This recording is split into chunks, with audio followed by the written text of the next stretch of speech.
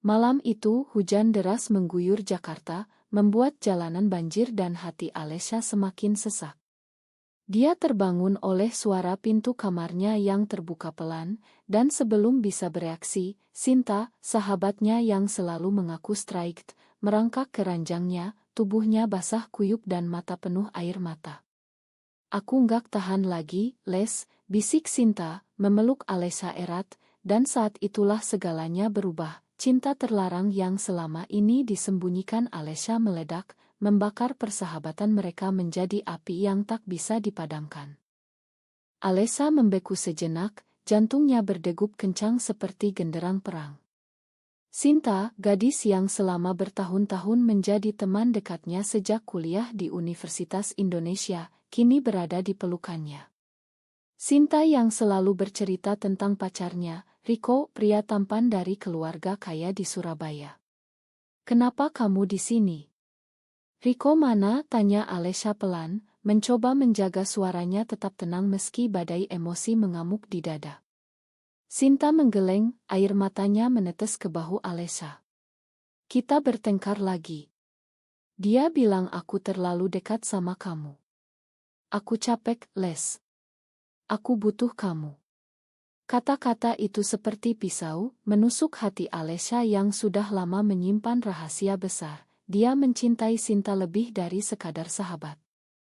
Pagi harinya, matahari menyusup melalui tirai kamar apartemen kecil Alesha di kawasan Kemang. Mereka berdua bangun dengan canggung, Sinta buru-buru bangkit dan mengenakan baju kering yang dipinjam.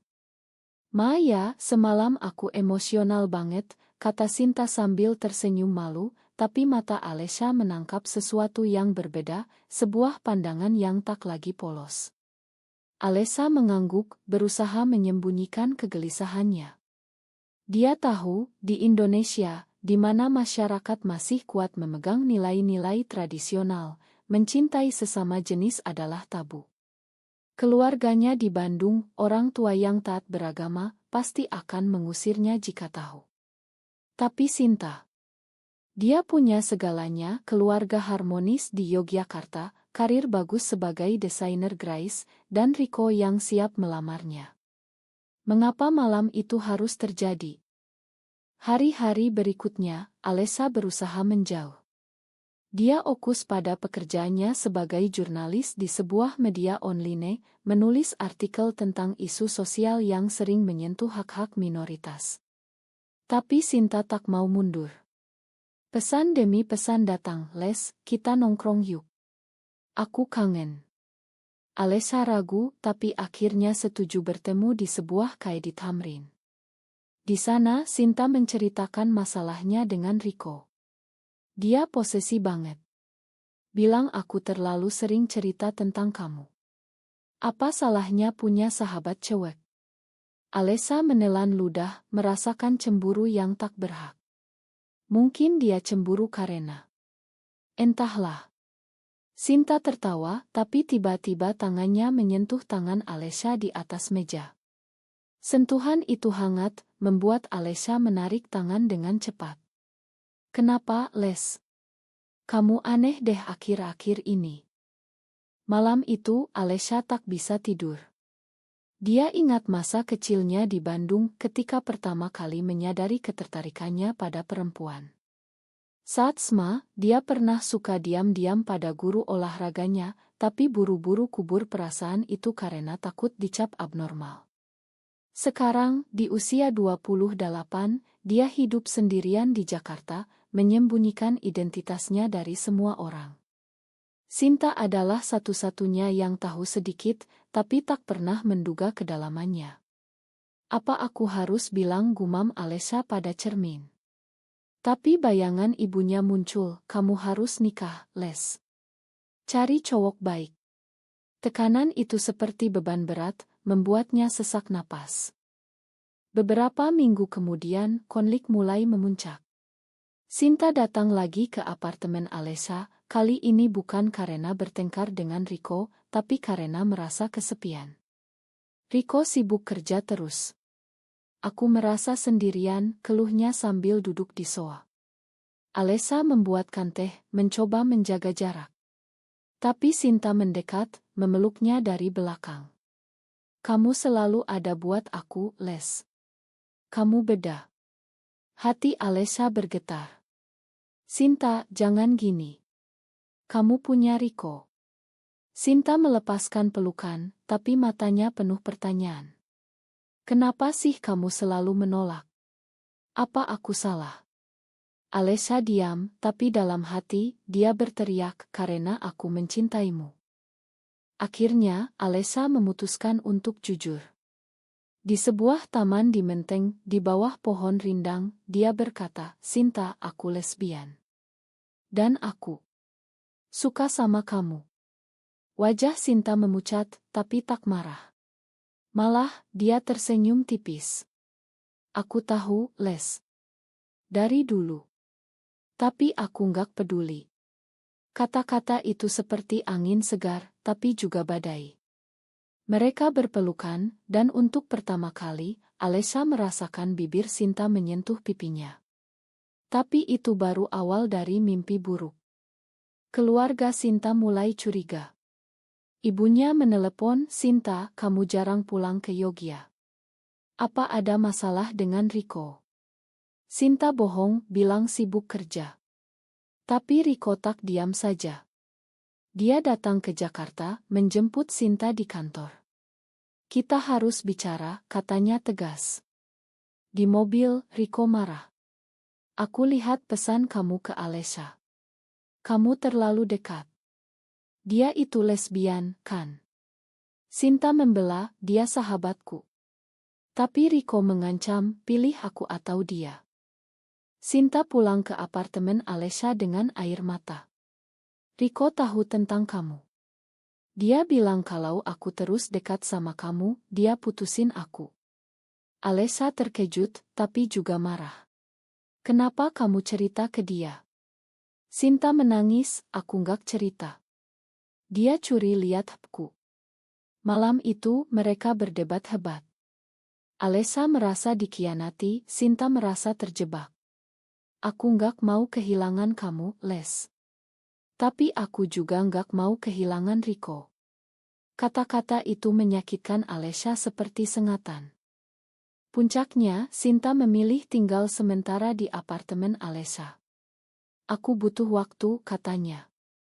Tapi kedekatan mereka semakin dalam. Mereka berbagi cerita malam-malam, tangan saling genggam, tapi tak pernah lebih. Alesha bahagia, tapi juga takut. Ini salah, Sinta. Kamu strike. Sinta menggeleng, aku nggak tahu lagi. Bersama kamu, aku merasa benar. Tapi masyarakat mulai bergunjing. Teman-teman kantor Sinta mulai bisik-bisik. Sinta kok sering banget sama Alesha. Jangan-jangan. Di Indonesia, di mana undang-undang anti-LGBT masih jadi perdebatan, rumor seperti itu bisa hancurkan karir. Alesha tahu risikonya, tapi Sinta seakan tak peduli. Hari-hari berlalu dengan ketegangan yang semakin menumpuk. Alesha mulai menerima telepon dari keluarganya di Bandung. Les, kapan kamu pulang? Ibu kangen. Dan ada calon yang bagus dari teman ayah. Alesha mengelak, sibuk kerja, Bu. Tapi ibunya mendesak, kamu sudah 28, Les. Jangan jadi perawan tua. Kata-kata itu seperti cambuk, mengingatkan Alesha pada realitas pahit, di masyarakat Sunda yang konservatif, pernikahan adalah kewajiban. Dia tak bisa bayangkan reaksi keluarga jika tahu tentang Sinta. Sementara itu, Sinta semakin bergantung pada Alesha. Mereka menghabiskan akhir pekan di Bogor, berjalan-jalan di kebun raya, berpura-pura seperti pasangan biasa. Ini indah, Les, kata Sinta sambil memegang tangan Alesha. Tapi di balik senyum, Alesha gelisah. Kalau orang tahu apa yang akan terjadi. Sinta menjawab ringan, biarin aja. Kita bahagia. Tapi Alesha tahu itu naif. Di Indonesia, kasus diskriminasi terhadap LGBT sering muncul di berita, penggerebekan, pengusiran dari keluarga, bahkan kekerasan. Riko tak menyerah. Dia datang ke apartemen Alesha suatu malam, memaksa masuk. "Sinta, keluar kamu," teriaknya. Sinta ketakutan, Alesha berdiri di depan. "Pergi, Riko. Ini urusan kami." Riko marah, "Kamu yang merusak hubungan kami. Kamu lesbian, kamu pengen rebut Sinta." Kata-kata itu menusuk, membuat Sinta menangis. Akhirnya, Riko pergi setelah ancamannya, "Aku akan bilang ke keluarga Sinta. Biar mereka tahu anaknya dirusak oleh orang seperti kamu." Malam itu, Sinta dan Alesha bertengkar lagi. "Kenapa kamu gak lawan dia lebih keras?" tanya Sinta. Alesha kesal, "Karena aku takut. Aku takut kehilangan semuanya." Sinta memeluknya, "Aku juga takut, Les. Tapi aku pilih kamu." Untuk pertama kali, mereka berciuman, ciuman penuh gairah tapi juga rasa bersalah. Alesha merasakan dunia berputar, tapi juga bayangan dosa menurut ajaran yang dia pelajari sejak kecil. Keesokan harinya, kabar buruk datang. Keluarga Sinta menelepon, memanggilnya pulang ke Yogyakarta. "Ada yang penting, Sin. Ayah sakit." Sinta ragu, tapi Alesha mendorong, "Pergi aja. Mungkin ini kesempatan untuk jernihkan pikiran." Sinta pergi, meninggalkan Alesha sendirian dengan kekhawatirannya. Di Yogya, Sinta dihadapkan pada kenyataan. Ayahnya tak sakit parah, tapi itu jebakan. Keluarga sudah tahu dari Riko. "Kamu apa-apaan, Sinta? Bergaul dengan lesbian. Itu dosa besar," kata ayahnya marah. Ibu menangis, "Kamu harus putus hubungan dengan Alesha. Nikah sama Riko, itu yang benar." Sinta membela, "Aku cinta Alesha, Bu." Kata-kata itu membuat ayahnya murka, "Kamu gila. Di sini, di Jawa, kita pegang adat. Kamu mau maluin keluarga." Sinta terjebak di rumah selama seminggu, hp-nya dirampas. Dia merasa seperti tahanan, memikirkan Alesha setiap saat. "Apa aku salah mencintainya?" gumamnya. Di sisi lain, Alesha di Jakarta panik. Tak ada kabar dari Sinta, dia khawatir. Akhirnya, dia nekat pergi ke Yogya, menyusul. Sesampainya di sana, Alesha menyelinap bertemu Sinta di belakang rumah. "Sin, kamu baik-baik aja?" Sinta menangis, "Mereka tahu segalanya. Mereka mau aku nikah sama Riko bulan depan." Alesha terkejut, "Jangan. Kamu pilih aku, kan?" Sinta ragu, "Tapi keluarga, Les. Aku nggak bisa lawan mereka." Pertemuan itu berakhir tragis. Ayah Sinta mengetahui, mengusir Alesha dengan kasar. "Pergi dari sini. Jangan deketin anakku lagi." Alesha pulang ke Jakarta dengan hati hancur, merasa dikhianati oleh Sinta yang tak cukup berjuang. Beberapa hari kemudian, Sinta menelepon diam-diam, "Les, Ma. Aku takut. Tapi aku akan kabur ke Jakarta." Alesha senang, tapi juga curiga. "Benarkah? Atau ini jebakan?" Sinta meyakinkan, "Aku serius. Tunggu aku." Sinta benar-benar datang, tapi dengan bekas luka emosional. "Keluarga bilang aku anak durhaka," katanya sambil menangis. Alesha memeluknya, "Kita akan hadapi bersama." Tapi kebahagiaan itu singkat. Riko menyusul, kali ini dengan orang tuanya. Mereka datang ke apartemen, menuntut Sinta pulang. "Ini demi masa depanmu, Sin," kata ayah Riko. Konfrontasi itu hebat. Sinta berdiri tegar, "Aku pilih Alesha." Riko marah, "Kamu akan nyesel. Kamu striked, ini cuma khayalan." Kata-kata itu membuat Sinta goyah, tapi Alesha memegang tangannya erat. Akhirnya, mereka pergi, meninggalkan Sinta dan Alesha dalam keheningan. Tapi tekanan tak berhenti. Di kantor Alesha, rumor mulai menyebar. Bosnya memanggil, "Alesha, ada gosip tentang kamu." Ini bisa pengaruh citra media kita. Alesha panik, takut dipecat. Di sisi Sinta, teman-temannya menjauh. Aku nggak nyaman, Sin. Kamu berubah. Mereka berdua mulai bertengkar sering. Ini karena kamu, Les. Hidupku hancur, kata Sinta suatu malam. Alesha balas, kamu yang pilih ini. Aku sudah bilang risikonya. Pertengkaran itu membuat mereka semakin jauh, tapi juga semakin bergantung. Kehidupan mereka berubah menjadi neraka diam-diam. Alesha mulai mencari dukungan dari komunitas di Jakarta, bergabung dengan grup rahasia di media sosial. Di sana, dia bertemu dengan orang-orang yang punya cerita serupa, pengusiran dari keluarga, diskriminasi di tempat kerja. Kalian harus kuat, kata seorang anggota. Alesha merasa sedikit lega, tapi Sinta menolak ikut. Aku nggak mau dicap lesbian, Les. Aku cuma suka kamu aja. Perbedaan itu menjadi bom waktu. Sinta mulai rindu keluarganya, menelepon ibunya diam-diam, Bu, aku kangen. Ibu menjawab dingin, pulanglah kalau kamu sudah sadar. Sinta tergoda, tapi tak bilang ke Alesha. Suatu hari, Alesha menemukan pesan di HP Sinta dari Riko, aku masih tunggu kamu, Sin. Alesha cuma bikin kamu menderita. Alesha marah besar, kamu masih kontak dia.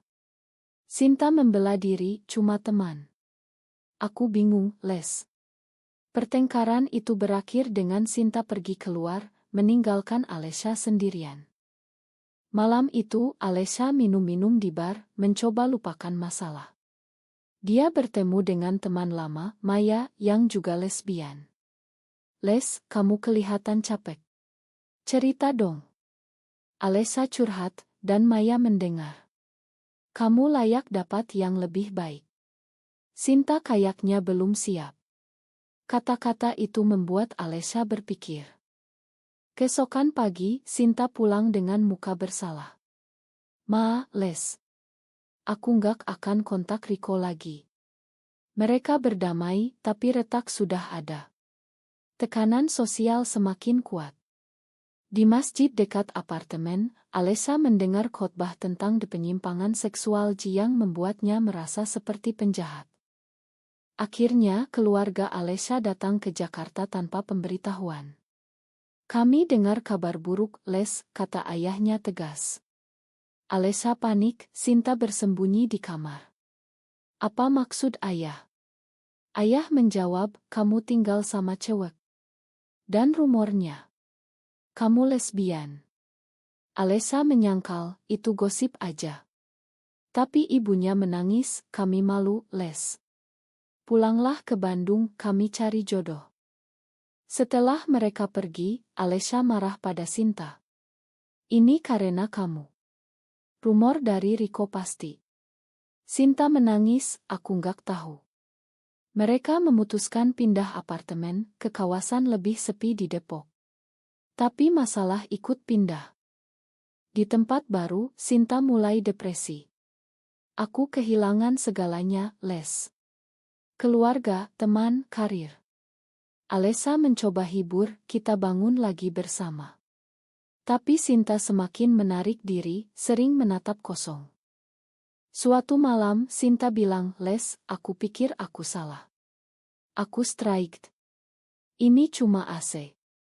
Kata-kata itu seperti petir, menghancurkan Alesha. Apa maksudmu? Setelah semua ini, Sinta menangis, aku takut dosa. Di agama kita, ini salah. Alesha marah, kamu yang mulai. Kamu yang masuk ke ranjangku. Pertengkaran itu berakhir dengan Sinta packing barang. Aku pulang ke Yogyakarta. Alesha memohon, jangan. Kita bisa atasi. Tapi Sinta pergi, meninggalkan Alesha hancur. Beberapa minggu kemudian, Alesha mendengar kabar, Sinta nikah dengan Riko. Hatinya remuk. Kenapa dia khianati aku, gumamnya. Dia jatuh sakit, tak masuk kerja. Teman dari komunitas datang mendukung. Kamu kuat, Les. Ini ujian. Tapi Alesha tak bisa lupakan. Dia menulis surat panjang ke Sinta, tapi tak kirim. Di dalamnya, dia tuangkan semua rasa sakit, kamu pilih aman, aku pilih cinta. Tapi apa harga yang kita bayar? Waktu berlalu, Alesha mulai bangkit. Dia fokus pada karir, menulis artikel tentang hak di Indonesia, meski berisiko. Ini perjuangan, katanya pada diri sendiri. Tapi malam-malam, mimpi tentang Sinta masih datang. Suatu hari, Sinta menelepon. Les, aku kangen. Alesha kaget, kamu sudah nikah, Sin. Sinta menangis, pernikahan ini salah. Aku masih mikirin kamu. Alesha marah, jangan main-main. Kamu sudah pilih Riko. Tapi Sinta memohon, aku mau ketemu. Mereka bertemu di kai di Senayan. Sinta terlihat kurus, mata sembab. Riko baik, tapi aku nggak bahagia. Keluarga puas, masyarakat puas, tapi aku menderita. Alesha dingin, itu pilihanmu. Sinta memegang tangannya, Les. Aku takut dulu. Sekarang aku sadar, aku mencintaimu. Alesha goyah, tapi ingat sakitnya. Terlambat, Sin. Aku sudah moe onhi. Tapi dalam hati, cinta masih ada. Mereka berpisah dengan janji tak bertemu lagi, tapi Sinta tak menyerah. Pesan datang lagi, aku akan cerai dari Riko. Kabar itu menyebar. Keluarga Sinta marah besar, mengancam tak akui anaknya. Riko juga murka, kamu gila. Ini karena Alesha lagi. Sinta nekat, pindah kembali ke Jakarta, tinggal di hotel. Alesha akhirnya setuju bertemu lagi. Kenapa kamu lakuin ini, Sin? Sinta jawab, karena aku salah pilih dulu. Aku mau bayar harganya sekarang. Mereka kembali bersama, tapi dengan luka lama. Masyarakat tak diam di media sosial, akun anonim posting tentang mereka, lesbian merusak rumah tangga. Alesha dipecat dari kerja, citra perusahaan. Sinta juga kehilangan klien desainnya. Mereka berjuang hidup, Alesha jadi relance writer, Sinta buka usaha kecil. Tapi tekanan mental berat. Sinta mulai minum obat penenang, Alesha sering insomnia. Suatu malam, konfrontasi akhir datang. Keluarga Alesha dan Sinta datang bersama ke apartemen mereka. Ini harus berakhir, kata ayah Alesha. Ibu Sinta menangis, kalian berdosa. Sinta berdiri, ini cinta kami, Bu. Tapi ayah Sinta marah, kalian akan celaka kalau terus gini. Pertengkaran hebat, berakhir dengan keluarga pergi, memutus hubungan. Alesha dan Sinta memeluk, kita kuat bersama. Tapi keraguan muncul lagi. Tahun-tahun berlalu dengan perjuangan. Alesha dan Sinta hidup sederhana, jauh dari keluarga. Mereka bergabung dengan komunitas LGBT, membantu orang lain yang senasib. Ini harga kebebasan, kata Alesha. Tapi luka tak pernah sembuh total. Sinta sering menangis ingat keluarganya, Alesha merasa bersalah. Apa kita salah, Sin? Tanya Alesha suatu malam. Sinta jawab, tidak. Cinta tak salah. Suatu hari, kabar datang, ayah Sinta sakit parah. Sinta pergi ke Yogyakarta, meski dilarang. Di sana, ayahnya lemah, Sin, makan ayah. Ayah salah dulu. Sinta menangis, ayah, aku bahagia dengan Alesha. Ayah mengangguk lemah, kalau itu pilihanmu, ayah terima. Kembali ke Jakarta, Sinta cerita pada Alesha. Mungkin ada harapan. Perlahan, keluarga mulai melunak. Ibu Alesha menelepon, Les, kami kangen. Bawa Sinta pulang. Alesha terharu, tapi tahu perjalanan masih panjang. Di akhir cerita, mereka berdiri di pantai Anyer, memandang laut. Kita bayar mahal, tapi layak, kata Sinta. Alesha tersenyum, ya. Apakah mencintai seseorang dari jenis kelamin yang sama selalu salah, atau justru masyarakat yang perlu berubah?